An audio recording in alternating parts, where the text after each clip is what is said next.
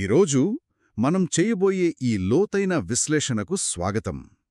మన ముందున్న పత్రాలు ఒక సంస్థ కథను చెబుతున్నాయి. 100 సంవత్సరాల క్రితం ఒక ఆలోచనగా మొదలైన ఒక నిర్మాణం ఇప్పుడు దేశంలోనే అతిపెద్ద క్షేత్రస్థాయి నెట్వర్కులలో ఒకటిగా ఎలా మారింది. కేవలం సభ్యులను చేర్చుకోవడం దగ్గర ఆగిపోకుండా ఏకంగా సమాజాన్నే మార్చాలనే ఒక బృహత్ ప్రణాళికను ఎలా రూపొందించింది. ఆ ప్రణాళిక ఏంటి, దాని వెనకున్న ఆలోచనేంటి, ఈ కథను ఇప్పుడు చూద్దాం. మన దగ్గరున్న ఈ పత్రాలు రాష్ట్రీయ స్వయం సేవక్ సంఘ్ అంటే ఆర్ఎస్ఎస్ గురించినవి. అవును. ఈ పత్రాల్లో ఆసక్తికరమైన విషయమేంటంటే ఇవి ఆ సంస్థను కేవలం ఒక రాజకీయ లేదా భావజాల సమూహంగా చూపించట్లేదు.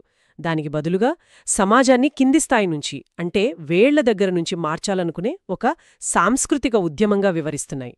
వాళ్ల మాటల్లోనే చెప్పాలంటే ఇది ఒక సామాజిక పరివర్తన ప్రాజెక్ట్ అన్నమాట.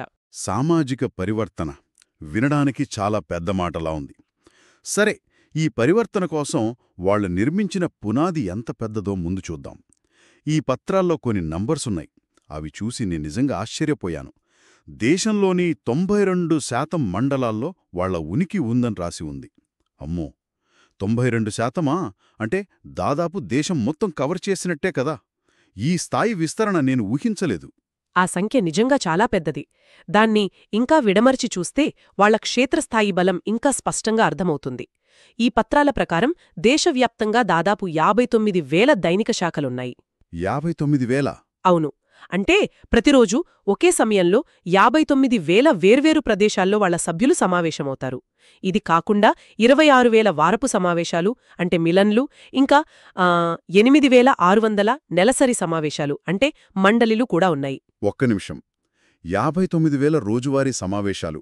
ఆ సంఖ్యను ఏదైనా దానితో పోల్చి చెప్తే దాని పరిధి మనకు బాగా అర్థమవుతుందేమో. ఒక మంచి పోలిక చెప్పాలంటే మన భారతదేశంలో దాదాపు 45,000 ప్రైవేట్ స్కూళ్లున్నాయి. అంటే దేశంలోని మొత్తం ప్రైవేట్ స్కూళ్ల కంటే ఎక్కువ ప్రదేశాల్లో వీళ్లు ప్రతిరోజూ కలుసుకుతున్నారన్నమాట. ఇది వాళ్ల సంస్థాగత బలానికి, క్రమశిక్షణకు ఒక ఉదాహరణ.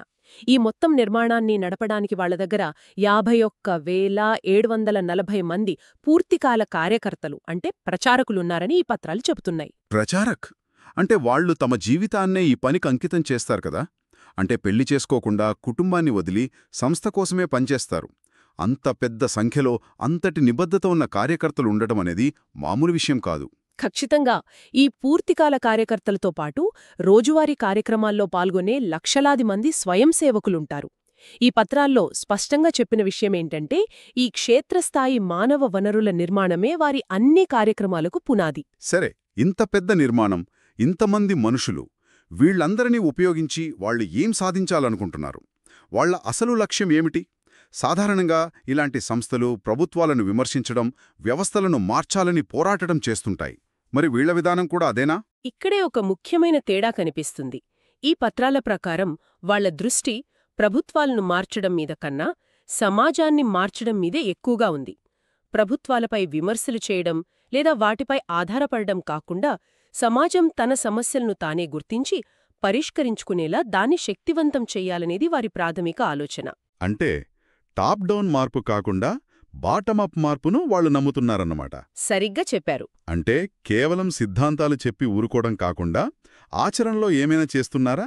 దానికి సంబంధించిన వివరాలేమైనా ఉన్నాయా? ఉన్నాయి. ఆ ఆలోచనను ఆచరణలో పెట్టడానికే దేశవ్యాప్తంగా, ముఖ్యంగా గ్రామీణ, గిరిజన మరియు మురికివాడల్లో 1,29,000 సేవా కార్యక్రమాలను నిర్వహిస్తున్నట్లు ఈ పత్రాలు తెలియజేస్తున్నాయి. 1,29,000 సేవా ప్రాజెక్టులా? అవును. ఇవి విద్య, ఆరోగ్యం, నైపుణ్యాభివృద్ధి, స్వావలంబన ఇలా అనేక రంగాల్లో ఉన్నాయి. ఆహా, ఆలోచనే అపారంగా ఉంది. ఉదాహరణకు గ్రామ వికాస్ లేదా గోసేవ లాంటి కార్యక్రమాల గురించి ఇందులో ప్రస్తావించారు. వాటి ఉద్దేశ్యమేమిటి? గ్రామ వికాస్ అంటే గ్రామ సమగ్ర అభివృద్ధి.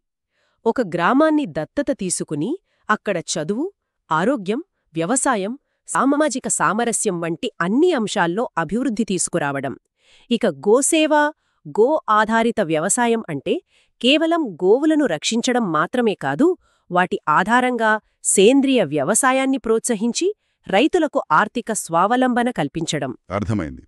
అంటే కేవలం సహాయం అందించడమే కాదు, ఆ సమాజాలు స్వయంగా నిలదొక్కుకునేలా చెయ్యాలనేది వీరి ఉద్దేశ్యం. అంటే సమాజాన్ని అలా స్వయం సమృద్ధిగా మార్చడానికి వాళ్ళ దగ్గర ఏదైనా నిర్దిష్టమైన రోడ్ మ్యాప్ ఉందా?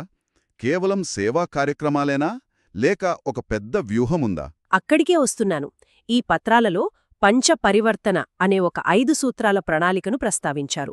సమాజంలో 5 కీలకమైన రంగాల్లో మార్పు తీసుకురావాలనేది దీని లక్ష్యం. ఇదే వారి సామాజిక పరివర్తనకు అసలైన బ్లూప్రింట్. పంచ పరివర్తన 5 మార్పులు ఆసక్తికరంగా ఉంది. అందులో మొదటిదేమిటి? మొదటిది సామాజిక సమరసత. అంటే సమాజంలో కుల, వర్గభేదాలు, అంటరానితనం వంటి విభజనలను పూర్తిగా రూపుమాపడం. శతాబ్దాలుగా మన సమాజంలో ఉన్న ఈ అసమానతలు దేశానికి పెద్ద అవరోధమని ఈ పత్రాలు నొక్కి చెబుతున్నాయి. వివక్షను తొలగించడం అనేది చాలా పెద్ద మాట. దాన్ని ఆచరణలో ఎలా పెట్టాలని ఈ పత్రాలు సూచిస్తున్నాయి? ఏవైనా నిర్దిష్ట ఉదాహరణలున్నాయా? ఉన్నాయి. ఇది కేవలం ఉపన్యాసాలతో అయ్యే పని కాదని వాళ్లు స్పష్టంగా చెప్తున్నారు. అందుకే ఒక గుడి, ఒక నీటి వనరు, ఒక శ్మశానం అనే నినాదాన్ని ముందుకు తెచ్చారు. ఓ, అంటే గ్రామంలోని గుడిలోకి, నీటి బావి దగ్గరికి మరియు శ్మశానానికి కులంతో సంబంధం లేకుండా అందరికీ సమాన ప్రవేశం ఉండాలి. అందరం ఒకే కుటుంబం, ఒకే సమాజం అనే భావనను ఆచరణ ద్వారా తీసుకురావాలని ఈ పత్రాలు వివరిస్తున్నాయి. అది నిజంగా ఆచరణాత్మకమైన అడుగు. సరే, ఇక రెండో మార్పేమిటి? రెండవది పర్యావరణ పరిరక్షణ. ఈ రోజుల్లో ఇది చాలా ప్రాచుర్యం పొందిన అంశం కదా. అయితే వీరి దృక్కోణం కొంచెం భిన్నంగా ఉంది. పర్యావరణ సమస్యలకు మూల కారణం ప్రకృతిని శోషణ చేయడం, అంటే దోపిడీ చేయడమే అని ఈ పత్రాలు గట్టిగా వాదిస్తున్నాయి. శోషణ? అవును. ప్రకృతి మన అవసరాలు తీరుస్తోంది, కాని మన అత్యాశను కాదు అనే గాంధేయవాద సూత్రం ఇక్కడ కనిపిస్తోంది. అంటే కేవలం చెట్లు నాటడం, ప్లాస్టిక్ వాడకం తగ్గించడం అనే స్థాయి దాటి ఆలోచిస్తున్నారన్నమాట. ఖచ్చితంగా. ఆ పనులు కూడా ఉన్నాయి, కాని వాటి వెనుకున్న తత్వశాస్త్రం ముఖ్యం. ప్రకృతిని తల్లిగా చూడాలి, దాన్ని గౌరవించాలి అనేది వారి వాదన. నీటి సంరక్షణ కోసం జల్ ప్రబంధ్ అంటే నీటి యాజమాన్యం కార్యక్రమాలు stop water, spread water, store water అనే నమూనాని ప్రోత్సహిస్తున్నారు. అంటే ప్రతి ఇంట్లో, ప్రతి పొలంలో నీటిని పొదుపుగా వాడటం, నిల్వ చేసుకోవడం ఇదొక జీవన విధానంగా మారాలని కోరుకుంటున్నారు. ఓకే, ఇక మూడవ సూత్రం స్వ ఆధారిత జీవనం. ఇది వినగానే మేక్ ఇన్ ఇండియా లేదా స్వదేశీ ఉద్యమం గుర్తుకొస్తోంది. ఇది కూడా అలాంటిదేనా? దాని స్ఫూర్తి ఉంది, కాని ఈ పత్రాలు దాన్ని ఇంకా విస్తృతంగా చూస్తున్నాయి. స్వ అంటే మనది అని అర్థం. రైట్. ఇది కేవలం మన దేశంలో తయారైన వస్తువులు వాడటానికే పరిమితం కాదు. అంటే స్వ అంటే కేవలం స్వదేశీ వస్తువులు కొనడమే కాదా? అది ఒక భాగం మాత్రమే. ఈ పత్రాల ప్రకారం స్వ అనేది ఒక ఆలోచనా విధానం. ఉదాహరణకు, ఒక పర్యాటకుడు సెలవులకు సిమ్లా వెళ్లాలా లేక స్విట్జర్లాండ్ వెళ్లాలా అని ఆలోచిస్తే స్వభావన ఉన్న వ్యక్తి ముందు మన దేశంలోని అందాన్ని చూడాలనుకుంటాడు. అవును. మన భాషలో మాట్లాడటం, మన సంప్రదాయ వస్త్రధారణను గౌరవించటం, మన ఆహారాన్ని ఆస్వాదించటం ఇవన్నీ స్వాలో భాగమే. ఇది ఆర్థిక స్వావలంబనతో పాటు ఒక రకమైన సాంస్కృతిక ఆత్మాభిమానాన్ని పెంపొందించే ప్రయత్నం. చాలా స్పష్టంగా ఉంది. అంటే ఇదొక సమగ్ర జీవన విధానం. ఇక మిగిలిన 2 సూత్రాలు పౌర బాధ్యతలు మరియు కుటుంబ ప్రబోధం. ఇవి చాలా వ్యక్తిగత స్థాయిలో ఉన్నట్టు అనిపిస్తున్నాయి. అవును. సమాజానికి పునాది అయిన వ్యక్తి మరియు కుటుంబంపై ఇవి దృష్టి పెడతాయి. 4వది పౌర బాధ్యతల ప్రబోధం. మనం సాధారణంగా మన హక్కుల గురించి చాలా ఎక్కువగా మాట్లాడతాం, కాని మన బాధ్యతల గురించి అంతగా పట్టించుకోం. ఈ పత్రాలు ఆ విషయాన్ని ప్రస్తావిస్తున్నాయి. అంటే ట్రాఫిక్ రూల్స్ పాటించడం, పన్నులు కట్టడం లాంటివా? ఖచ్చితంగా అవే. రాజ్యాంగ నియమాలను గౌరవించడం, పబ్లిక్ ప్రాపర్టీని కాపాడడం, మన పరిసరాలను శుభ్రంగా ఉంచుకోవడం ఇలాంటి పౌర కర్తవ్యాలను ప్రతి ఒక్కరూ బాధ్యతగా స్వీకరించేలా చేయడం దీని ఉద్దేశ్యం. హక్కులు వాటంతట అవే బాధ్యతలను నిర్వర్తించినప్పుడు వస్తాయని ఈ పత్రాలు చెబుతున్నాయి. ఇక చివరిది 5వది కుటుంబ ప్రబోధం. ఇది ఆసక్తికరంగా ఉంది. ఒక సంస్థ కుటుంబాల లోపలికి కూడా వెళ్లాలనుకోవడమేంటి? ఆధునిక జీవనశైలిలో టెక్నాలజీ వల్ల కుటుంబ బంధాలు బలహీనపడుతున్నాయని, ఒకే ఇంట్లో ఉన్నా ఎవరికి వారే అన్నట్టుంటున్నారని ఈ పత్రాలు ఆందోళన వ్యక్తం చేస్తున్నాయి. సమాజానికి కుటుంబమే పునాది కాబట్టి ఆ పునాదిని బలంగా ఉంచాలని వారు భావిస్తున్నారు. అందుకోసం ఒక ఆచరణాత్మకమైన సూచన చేస్తున్నారు. అదేమిటి? వారానికి ఒకసారి కుటుంబ సభ్యులందరూ కలిసి కూర్చుని మంగళ్ సంవాదం అంటే ఒక శుభప్రదమైన సంభాషణ జరుపుకోవాలి. మంగళ సంవాదం? ఆ సమయాల్లో ఫోన్లు, టీవీలు పక్కన పెట్టి ఒకరితో ఒకరు మాట్లాడుకోవాలి. కుటుంబ విలువలు, సంప్రదాయాలు, దేశభక్తి వంటి విషయాలు చర్చించుకోవాలి. దీనివల్ల కుటుంబంలో బంధాలు బలపడతాయి. అది పరోక్షంగా బలమైన సమాజానికి దారితీస్తుందని ఇందులో పేర్కొన్నారు. ఒక రకంగా ఇది చాలా ఆసక్తికరమైన ఆలోచన. నిజమే, మనమందరం ఫోన్లలో మునిగిపోయి పక్కనున్న వాళ్లతో కూడా మాట్లాడని ఈ రోజుల్లో వారానికొకసారి కుటుంబమంతా కూర్చోవాలనే ఆలోచన చాలా పాతదిగా అనిపించినా చాలా అవసరమైనదిగా కూడా అనిపిస్తోంది. సరే, ఈ 5 పరివర్తనలు — సామాజిక సమరసత, పర్యావరణం, స్వదేశీ జీవనం, పౌర బాధ్యతలు, కుటుంబ విలువలు — ఈ 5ంటితో వాళ్లు భవిష్యత్తులో ఏం సాధించాలని చూస్తున్నారు? వాళ్ల ఎండ్ గేమ్ ఏంటి? ఈ పత్రాలు వారి భవిష్యత్ ప్రణాళికను చాలా స్పష్టంగా, ఆశావహంగా ముందుకుంచుతున్నాయి. వాళ్ళేమంటున్నారంటే, గత 100 సంవత్సరాలుగా మేం సంఘాన్ని నిర్మించాం, అంటే సంస్థను బలోపేతం చేశాం.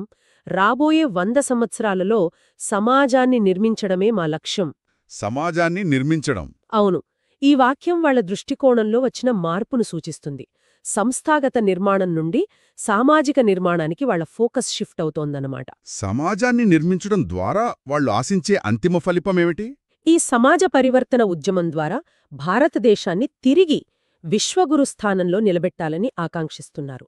విశ్వగురు అంటే ప్రపంచానికి సైనిక శక్తిగానో, ఆర్థిక శక్తిగానో కాకుండా ఒక సాంస్కృతిక, ఆధ్యాత్మిక మార్గదర్శిగా భారతదేశాన్ని తీర్చిదిద్దాలనేది వారి అంతిమ లక్ష్యంగా ఈ పత్రాలు సూచిస్తున్నాయి. ఈ అమృతకాలంలో మన ధార్మిక ప్రభుత్వాన్ని పరం వైభవానికి చేర్చుదాం అనే పిలుపుతో ఈ పత్రాలు ముగుస్తున్నాయి. ఇది వారి భవిష్యత్ ఆశయానికి అద్దం పడుతోంది. మొత్తం మీద చూస్తే ఈ పత్రాల ఆధారంగా నాకు అర్థమైన విషయమేమిటంటే, ఇది కేవలం ఒక సంస్థ గురించి కాదు. ఇది ఒక ప్రత్యామ్నాయ సామాజిక నిర్మాణానికి సంబంధించిన బ్లూప్రింట్ లాంటిది. ప్రభుత్వ జోక్యం లేకుండా, ప్రజల భాగస్వామ్యంతో సాంస్కృతిక పునాదుల మీద ఒక దేశాన్ని పునర్నిర్మించాలనే ఒక పెద్ద ఆలోచన ఇందులో కనిపిస్తోంది. ఖచ్చితంగా. ఈ విశ్లేషణలో మనం ముఖ్యంగా గమనించాల్సిన విషయమేమిటంటే, ప్రభుత్వ వ్యవస్థలపై ఆధారపడకుండా వ్యక్తిగత మరియు సామూహిక బాధ్యత ద్వారా సమాజ నిర్మాణం జరగాలనే భావనను ఈ పత్రాలు బలంగా నొక్కి చెబుతున్నాయి. కులం, పర్యావరణం, ఆర్థిక వ్యవస్థ, పౌర బాధ్యత, కుటుంబం — ఇలా సమాజంలోని ప్రతి అంశాన్ని స్పృశిస్తూ సమాజాన్ని ఎలా పునర్నిర్మించవచ్చో తమదైన ఒక సమగ్ర ప్రణాళికను ఇవి మన ముందుంచుతున్నాయి. ఈ విశ్లేషణ వింటున్న వారికి ఒక ఆలోచన: ఈ పత్రాలు సాంస్కృతిక విలువలను, సామాజిక సేవను చాలా బలంగా ముడిపెడుతున్నాయి. జరుగుతున్న సామాజిక సేవా కార్యక్రమాలకు మధ్య ఉన్న సంబంధం ఆ సమాజ భవిష్యత్తు దిశను ఎలా నిర్దేశిస్తుంది అనే విషయంపై లోతుగా ఆలోచించవచ్చు.